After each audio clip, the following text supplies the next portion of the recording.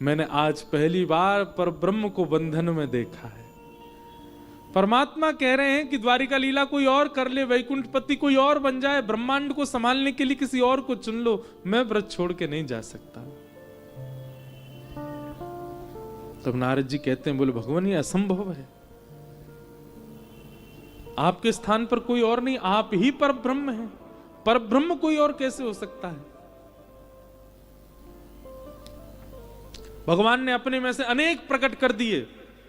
नारद जी महाराज बोले भले ही आप कितने भी प्रकट कर दो, अपने जैसे प्रकट कर दो, अपने से भी श्रेष्ठ प्रकट कर दो, पर जीवन भर यह तो रहेगा, ये जो भगवान हैं यह किन से प्रकट हुए, श्री कृष्ण से प्रकट हुए। तब भी पर ब्रह्म आप ही रहोगे, इसलिए आपको ही करना पड़ेगा। नारद जी महाराज और ठाकुर जी का बड़ा सुंदर संवाद हुआ कि ब्रज ना त्यागना पड़े, लेकिन ठाकुर जी बाध्य हो गए। अक्रूर जी महाराज आए और ब्रजवासियों ने तो मना किया, पर ठाकुर जी ही ऐसा व्यवहार करने लगे। ब्रजवासियों से बोले हम बे आप सब तो यूं ही चाहो कि मैं यहीं बूढ़ो हो जाऊं, कहीं बाहर जाऊं ना, दुनिया के बालक मथुरा जामे, दुनिया के बालक दुनिया घूमे, पर मोते ऐसो प्रेम कर लियो सबन ने, मुँह कहीं जानना दे, मुँह कहीं आना दे, अरे मैं हूं बालक हूं, मेरा मन करे घूमबे को।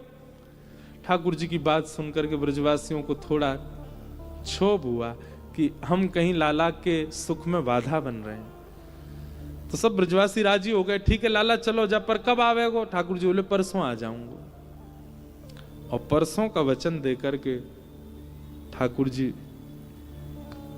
मथुरा प्रस्थान कर गए। बहुत बड़ा प्रसंग है और बहुत विरह का प्रसंग है। यशोदा मैया की स्थिति, नंद बाबा की स्थिति, गोपियों की स्थिति, श्री जी की स्थिति, वृक्षों की स्थिति, ग्वाल बालों की स्थिति, गायों की स्थिति, यमुना की स्थिति, सबकी स्थिति का वर्णन किया गया। और ये तो तब है जब ठाकुर जी ये कह के जा रहे हैं कि मैं परसों आ जाऊंगा। किसी ने कहा ठाकुर जी ने झूठ क्यों बोला, जब आना ही नहीं था बरसों तक तो क्यों कह के गए परसों की। ठाकुर जी बोले अगर ये बोल दिया होता कि अब नहीं आएंगे, ब्रजवासी जीवित नहीं रहते।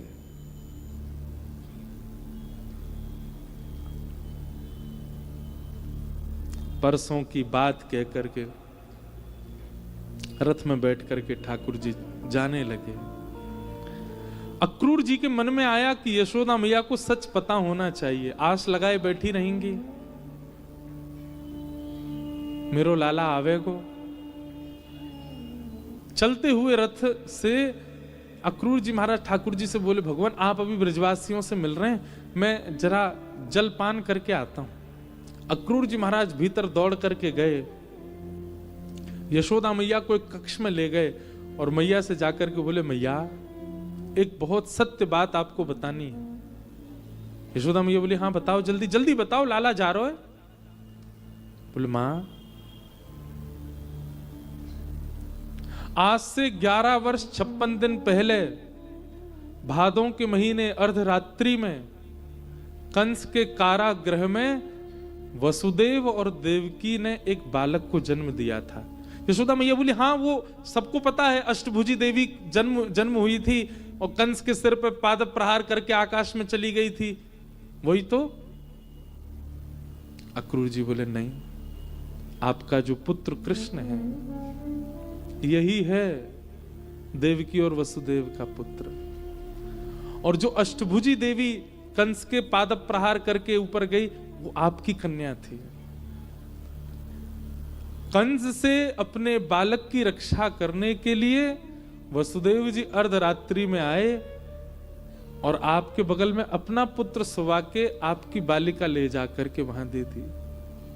मां ये आपका पुत्र नहीं है, ये देवकी का पुत्र है। और मैं ये बात इसलिए बता रहा हूं कि अब ये लौट करके नहीं आएंगे। मां लोग मेरे पर आक्षेप उठा सकते हैं कि मैंने यशोदा जी को यह बात क्यों बता दी, मुझे नहीं बतानी चाहिए थी। एक मां को इतना पीड़ा देने का मुझको कोई अधिकार नहीं, पर वह भी तो मां है जो कारागृह में 11 वर्षों से बंद है। मैं रोज उस मां के दर्शन करता हूं, रोज पूछती है मेरा कन्हैया कैसा दिखता है, मेरे लाला के नेत्र कैसे हैं, मेरे लाला के केश कैसे हैं? अरे कारागृह में जो खिड़की है ना, वहीं खड़े होकर के और वृंदावन से आने वाले लोगों को इशारा करके आवाज लगा के बुलाती है और कहती है कहां से आ रहे हो? वृंदावन से आ रहे हैं। बोले वृंदावन में नंद जी को लाला देखो आपने? और वहीं खड़ी खड़ी अटारी से सुनती है कृष्ण लीला। उस मां का भी तो विरह है मां, वो भी तो प्रतीक्षा कर रही है अपने पुत्र की। इसलिए मैं आपको बता रहा हूं, कृष्ण अब लौट करके नहीं आएंगे। यशोदा मैया का तो रक्त ठंडा पड़ गया।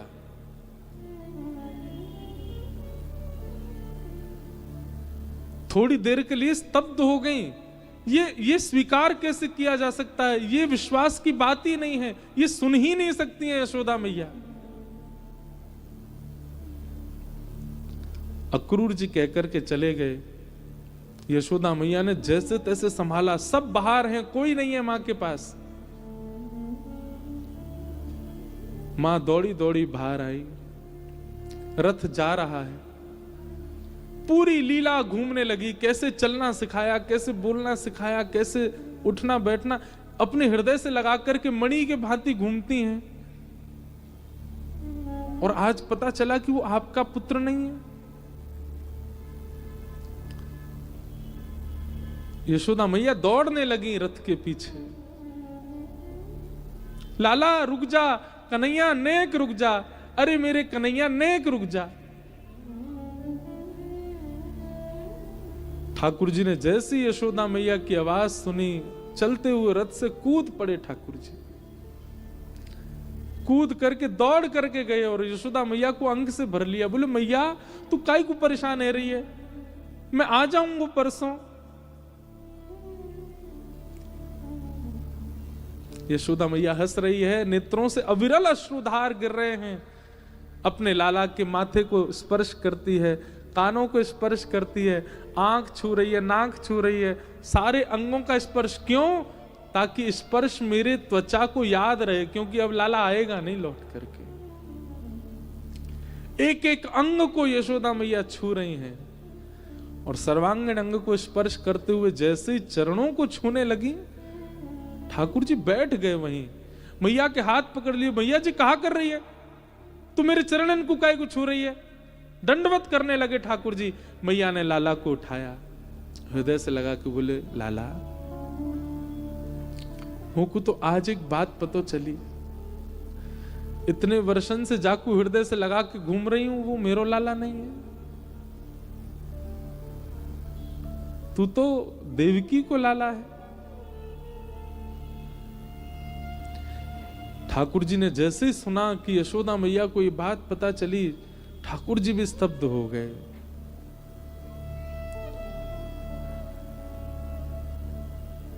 अब निशब्द हैं, कुछ कह नहीं सकते ठाकुर जी।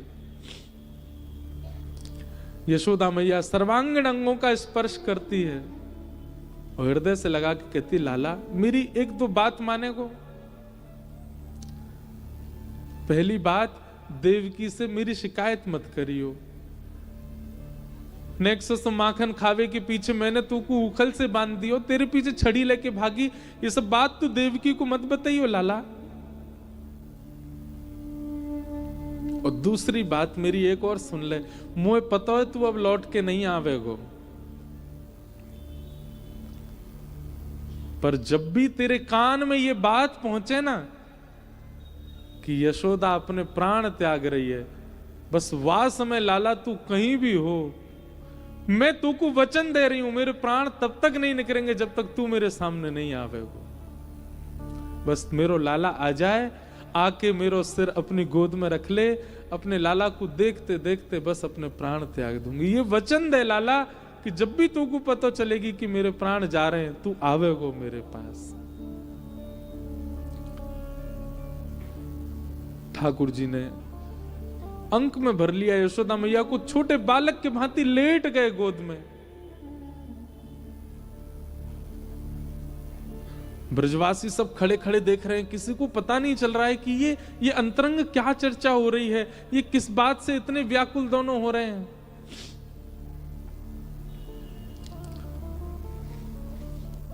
यशोदा मैया ने आज्ञा की, लाला जा।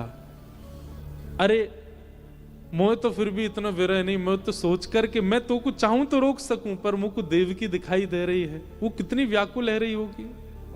लाला जा, और जाकर के अपनी जन्मदात्री मां को सुख प्रदान कर। ठाकुर जी ने यशोदा मैया की रज को अपने माथे से लगाया। ठाकुर जी ने यशोदा मैया की चरण रज को अपने अपने अंग से लगाया। खूब सारी रज अपने अपने अपनी पीतांबरी में बांध करके ठाकुर जी और ब्रज को प्रणाम करके तुरंत रथ में बैठ गए और प्रस्थान कर गए। यशोदा मैया मूर्छित हो गई। तभी सब ब्रजवासी देखते रहे, वो लाला जा नहीं पावेगो, या को हमारी इतनी याद आवेगी, देखियो भाई कूद जावेगो चलते रहते ही, जा ही ना पावेगो। मधुमंगल श्रीदामा सब चर्चा कर रहे हैं, हमारे बगैर रही ना पावेगो। ये अभिनय कर रहे हो जावे को, देखियो अभी लौट के आवेगो। देखते देखते देखते रात्रि हो गई। रात्रि तक एक भी ब्रजवासी हिला नहीं। सबको लग रहा ठाकुर जी अभी आ जाएंगे, रही ना पावेगो हमारे बिना। पर ठाकुर जी चले गए। तब नंद बाबा ने सबको संभाला, सबसे कहा भैया चलो अपने अपने घर को चलो, लाला आ जाएगा।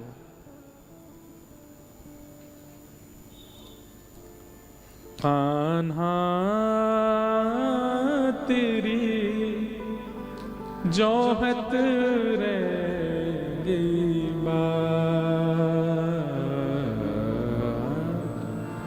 जोहत रहेगी।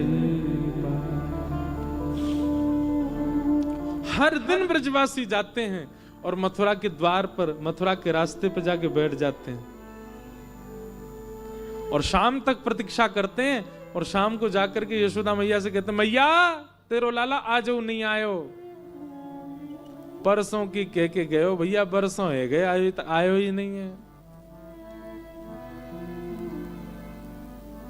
विरह व्याकुल ब्रजवासी। ठाकुर जी मथुरा गए। बहुत अद्भुत प्रसंग है बंधु। यहां प्रेम प्रेम दिखता है। अब अंतरंग कई बातें हैं, वो अवकाश नहीं है, नहीं तो मैं कहूं ठाकुर जी किस रूप से वृंदावन में ही छुप गए हैं। सब भाव कहने का मन तो है पर समय नहीं। ठाकुर जी मथुरा गए। मथुरा जाकर के कंस का वध किया। कंस वध के बाद भगवान ने उग्रसेन राजा बनाए मथुरा के। ठाकुर जी स्वयं कभी राजा नहीं बने। द्वारिका का और मथुरा का दोनों का राजा उग्रसेन को ही बनाया। सांदीपनी गुरुकुल पढ़ने के लिए भगवान उज्जैन आए, अवंतिका, और उज्जैन आकर के भगवान ने सांदीपनी उपाध्याय जी से शिक्षा ग्रहण की। वहीं भगवान को एक सखा मिले जिनका नाम है सुदामा। श्रीदामा बचपन के सखा हैं, सुदामा ये भगवान के गुरुकुल के सखा हैं। भगवान को श्रीदामा सखा मिले। ठाकुर जी लौट करके फिर वापस मथुरा अध्ययन पूरा करके आए। मथुरा के राजकुमार ठाकुर जी हैं। ब्रज की बहुत याद आती है ठाकुर जी को। ठाकुर जी एक दिन रो रहे थे। नंद बाबा ने उद्धव जी को भेजा, तुम जाके लाला को शांत करो। उद्धव जी महाराज ठाकुर जी के पास गए। भगवान ने उद्धव को वृंदावन भेजा और कहा, उद्धव तुम जाके ब्रजवासियों को समझा दो, प्रेम में परस्पर पीड़ा होती है। बहुत ध्यान से सुनिएगा। यदि आपको असहनीय पीड़ा हो रही है तो इसका मतलब है कि आपका प्रेमी भी पीड़ित है। अगर आपको वृंदावन के दर्शन की, ठाकुर जी के दर्शन की असह्य उत्कंठा हो रही है तो इसका मतलब ठाकुर जी को उत्कंठा है आपसे मिलने की।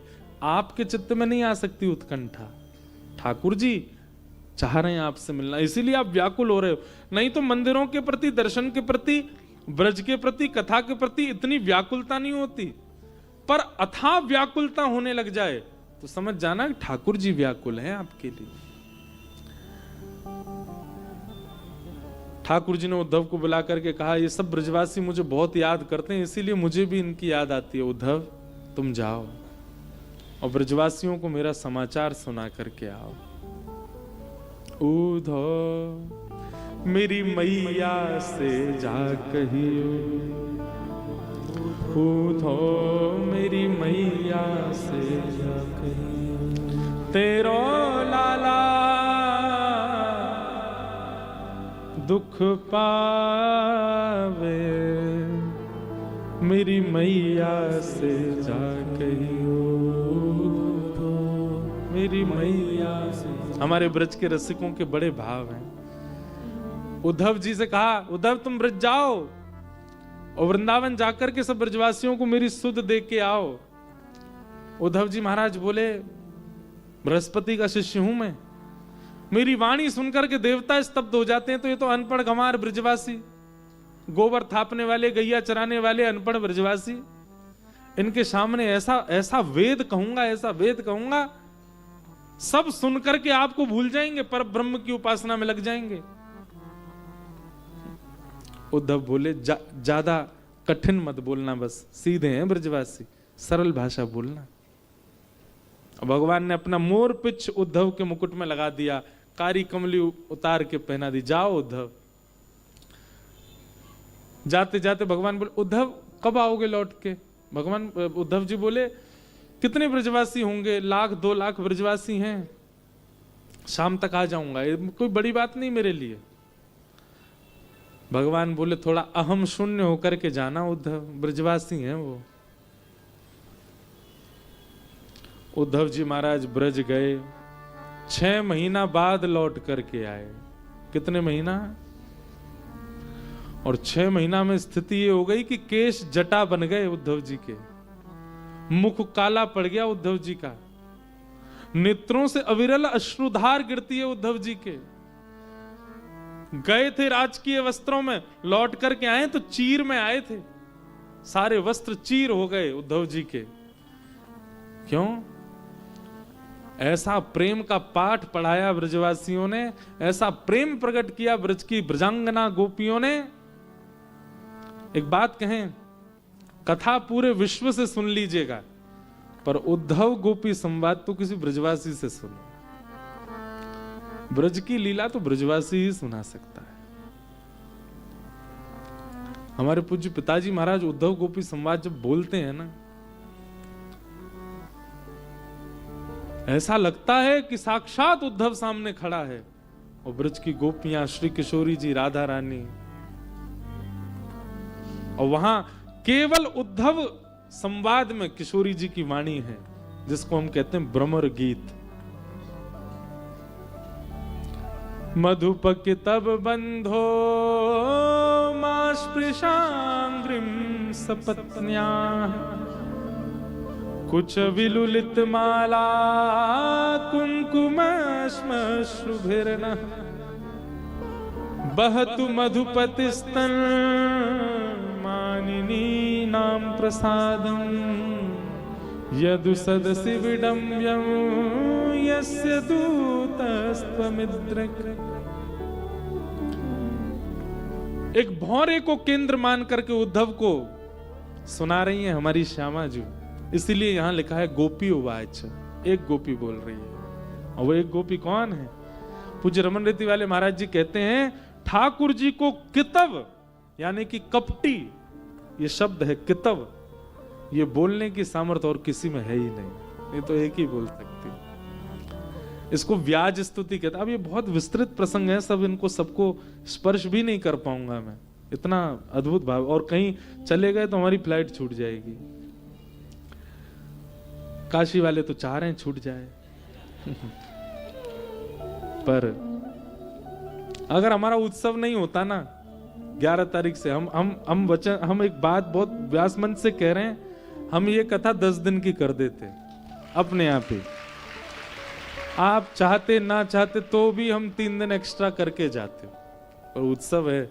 कर चुका हूं मैं, भक्तमाल जी की कथा हुई थी जयपुर में, 7 दिन की कथा 9 दिन तक करी हमने। 2 दिन एक्स्ट्रा जबरदस्ती यजमान से बोली करो व्यवस्था, करेंगे 2 दिन एक्स्ट्रा, मन कर रहा है कथा का। और वो इतने प्रेमी हो गए, अब उन्होंने 1 महीना का समय लिया है, बोले 1 महीना सुनेंगे महाराज जी। मैंने कहा ठीक है, तो अवकाश नहीं है, नहीं तो मैं तो अपने वश में हूं, मैं तो 2 दिन और सुना दूं, लेकिन सब विषय बहुत सुंदर, और ये सब जगह होती है कथा, पर ऐसे भाव नहीं उमड़ते। यहाँ ऐसा लगता महादेव बैठे हैं कथा में, वही सुन रहे हैं। काशी का प्रभाव और प्रवाह, कथा सब जगह होती है पर प्रेम सब जगह प्रकट नहीं हो पाता। काशी में अनुभव हो रहा है, और हुआ है, हर बार ही हुआ है। जितनी बार काशी आए उतनी बार हुआ है। तो उद्धव जी को ज्ञान उपदेश किया गोपियों ने, किशोरी जी ने पढ़ाया उद्धव को। उद्धव जी 6 महीना बाद लौट करके गए। भगवान बोले, अरे उद्धव तू तो शाम तक आने वाला था। उद्धव जी महाराज ठाकुर जी से जाके विनती पता है क्या करते हैं?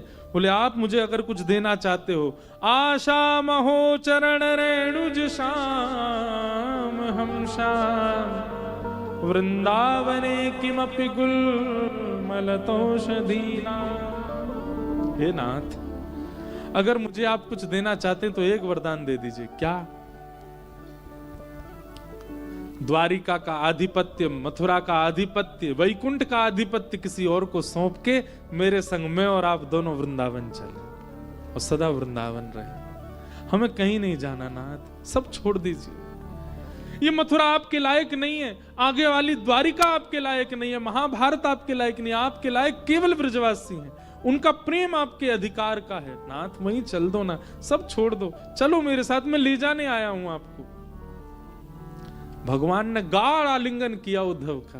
बोले, उद्धव आज मैं कह रहा हूं, सब जगह निधियों का वर्णन किया ना भगवान ने। मासों में ये मैं हूं, दैत्यों में प्रहलाद में हूं, पुष्पों में ये मैं हूं, ग्रंथों में ये मैं हूं।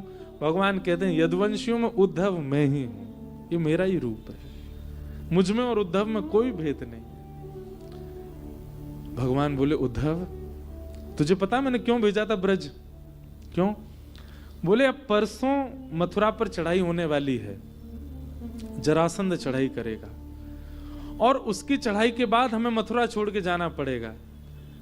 तो मेरे मन में बस यही था कि आगे की यात्रा पर मैं जाऊंगा, मेरे साथ चलता फिरता ब्रज हो, और वो तू बन चुका है। अब तेरे अंदर ब्रज समाहित हो गया। मुझे जब किशोरी जी की याद आएगी मैं तुझे देख लूंगा, मुझे जब नंद बाबा यशोदा का स्मरण होगा मैं तेरा दर्शन कर लूंगा उद्धव। मुझे जब वृंदावन की स्मृति होगी तुझे अपने हृदय से लगाऊंगा उद्धव। तू ब्रज है मेरे लिए। मैं एक बात कहता हूं बंधुओं, सबका प्रेम गाया गया व्यास मंच से। मीरा का प्रेम सबने सुना, किशोरी जी का प्रेम सबने सुना, ब्रजवासियों का, गोपियों का प्रेम सबने सुना, पर कृष्ण का प्रेम कोई नहीं जानता। हमारे ठाकुर जी कितने प्रेम करते हैं ब्रज से। रुक्मणी जी कहती हैं, द्वारिका में ठाकुर जी 100 वर्ष से अधिक रहे, पर 100 वर्ष तक ठाकुर जी केवल एक ही करवट से सोते हैं। एक दिन रुक्मणी जी बोली, मैंने देखा है आप एक ही जगह करवट लेके सोते हो, पीछे आप सहज क्यों नहीं सोते? सोते समय तो व्यक्ति सब जगह करवटें लेता है, आप एक ही जगह करवट क्यों लेते हैं? ठाकुर जी बोले, रुक्मणी इस तरफ करवट लेता हूं क्योंकि सामने तुम हो, पीछे करवट इसलिए नहीं लेता क्योंकि उस दिशा में वृंदावन है। कहीं उस दिशा की तरफ मैंने करवट ले ली तो मैं विरह सह नहीं पाऊंगा। ठाकुर जी जब चलते भी है ना तो दिशा पूछ करके चलते हैं कि उस दिशा में ना चलूं जिस दिशा में वृंदावन है, क्योंकि मैं रोक नहीं पाऊंगा स्वयं को। उद्धव अब तू मेरे योग्य बन गया, अब मेरे को ये विश्वास, एक सांत्वना मेरे चित्त में रहेगी, मेरे साथ मेरा हाथ पकड़ के ब्रज खड़ा है।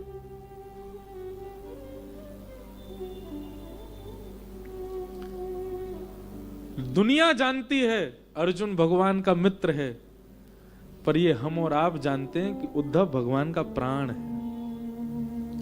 उद्धव जैसा प्रेम ठाकुर जी ने किसी से नहीं किया। तुझे पढ़ाने भेजा था, तुझे ब्रज को समेटने भेजा था अपने अंदर, और अब वो हो चुका है उद्धव।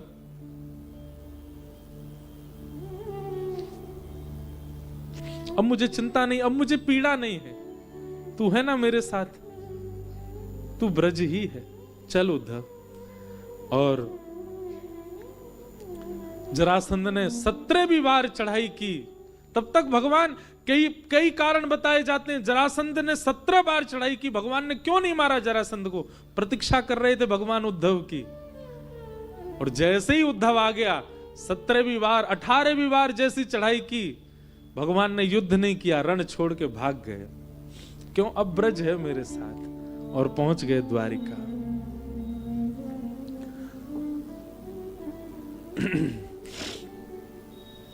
प्रतीक्षा कर रहे थे ठाकुर जी उद्धव की, उद्धव आ जाए उसके बाद हम जाएंगे, ब्रज आ जाए साथ में।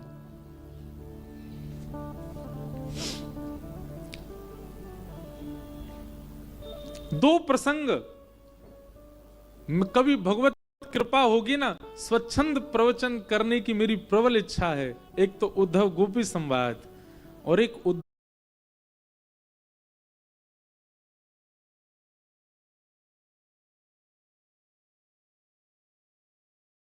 कृष्ण संवाद। दोनों में उद्धव प्रधान है।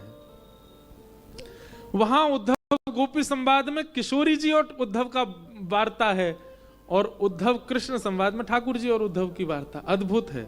पर उस स्थिति तक पहुंचने के लिए पहले आपको अनेक सप्ताह सुननी पड़ेंगी, अनेक कथाओं का श्रवण करना पड़ेगा उस स्थिति को श्रवण के योग्य बनने के लिए। और मुझे भी बहुत कथाएं कहनी पड़ेंगी, तभी उस भाव में हम जा सकते हैं। भगवान उद्धव के साथ, सब ब्रजवासियों के साथ द्वारिका पधारे। बोलो रण छोड़ राय भगवान की, द्वारिकाधीश की। ठाकुर जी द्वारिका पधारे। बलराम जी का विवाह रेवत राजा की पुत्री रेवती के साथ हुआ।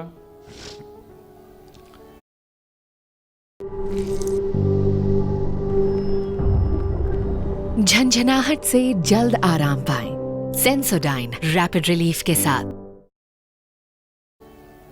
और कौंडनपुर के राजा भीष्मक के साथ में, भीष्मक की पुत्री रुक्मणी के साथ में भगवान श्री कृष्ण का विवाह हुआ। बोलो रुक्मणी रमण भगवान की। अब हम जल्दी से क्रम पूरा कर देते हैं, क्योंकि अब आगे का भाव बहुत विस्तार है, सब नहीं कह पाएंगे। भगवान के अष्ट प्रमुख ब्याह हुए। 16,108 राजकुमारियों को बंदी बना रखा था भौमासुर ने। भगवान ने भौमासुर का वध करके उन सबको वहां से मुक्त करके उनसे भी ब्याह किया। ये ब्याह क्यों इतने हुए, मैंने बहुत बार विस्तार से कहा, यूट्यूब पे जाके सुन लेना। भगवान का आगे दिनचर्या, ग्रहचर्या सबका नारद जी ने वर्णन किया। तत्पश्चात अश्वमेध यज्ञ पांडवों ने किया।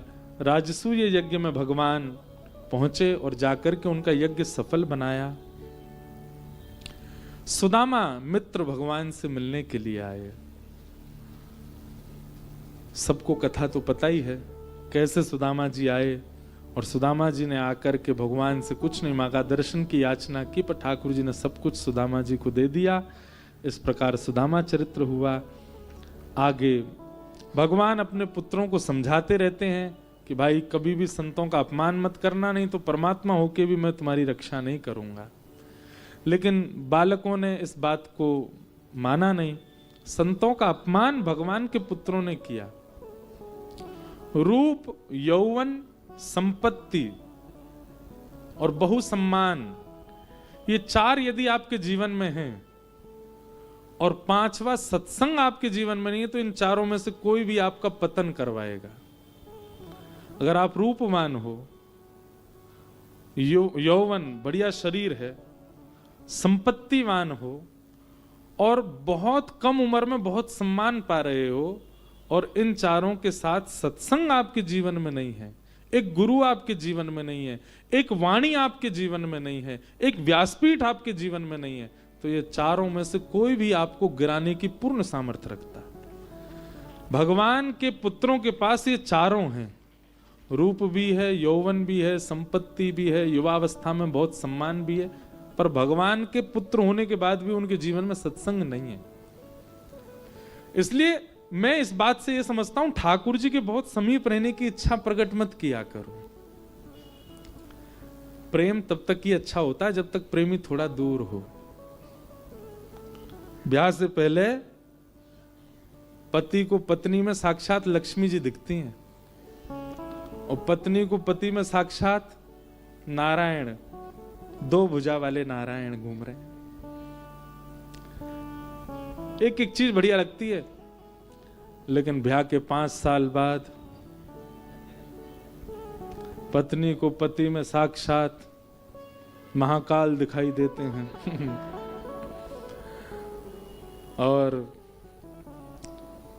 भाई श्री कहते हैं कि ब्याह जब होता है तो पत्नी होती है चंद्रमुखी, और 1 साल बाद हो जाती सूर्यमुखी, और 5 साल हो जा ज्वालामुखी। आप सबको अनुभव है, मेरे को तो नहीं है, मैं तो सुनी सुनाई ही बात कह रहा हूं। और फिर बोलते हैं, फिर पुरुष क्या हो जाते हैं, बोले अंतर्मुखी। ये सब भी देखो नियोजन है। ठाकुर जी स्वयं भी ऐसे ही रहते हैं। भगवान की गृहस्थचर्या दिखाई गई भागवत में, वहां ठाकुर जी भी भय खाते हैं पत्नियों से, उनका भी वर्णन किया गया है। केवल एक से नहीं डरते, रुक्मणी से। रुक्मणी को गुस्सा ही नहीं आता, तो भगवान का यहाँ प्रणय कलह सुनाया गया। और किशन जी पहले दिन बोले, महाराज जी प्रणय कलह जरूर सुनाना। मैंने कहा क्यों? बोले उसमें रुक्मणी जी और ठाकुर जी की नोक झोंक बताई गई है ना। अब समय नहीं है, नहीं तो सुनाता मैं।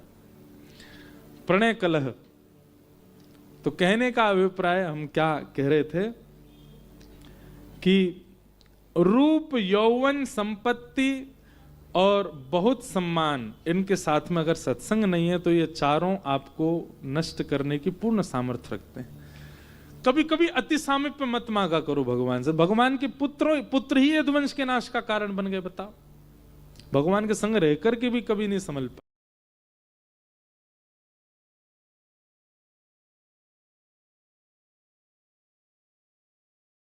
पाए। ठाकुर जी कहते मैं भगवान हूं, पर फिर भी संभलने के लिए सत्संग में जाओ, कथा श्रवण किया करो। पर बच्चे बोले हमको भगवान के पुत्रों की कथा सुनने की क्या जरूरत है। और यही कारण बना उनके नाश का। संतों का अपमान किया, संतों ने श्राप दे दिया। शाम्ब के साड़ी पहना के ले गए तो बोले इसके गर्भ से लौह पिंड जन्म लेगा, जिसके कारण पूरा यदुवंश नाश होगा।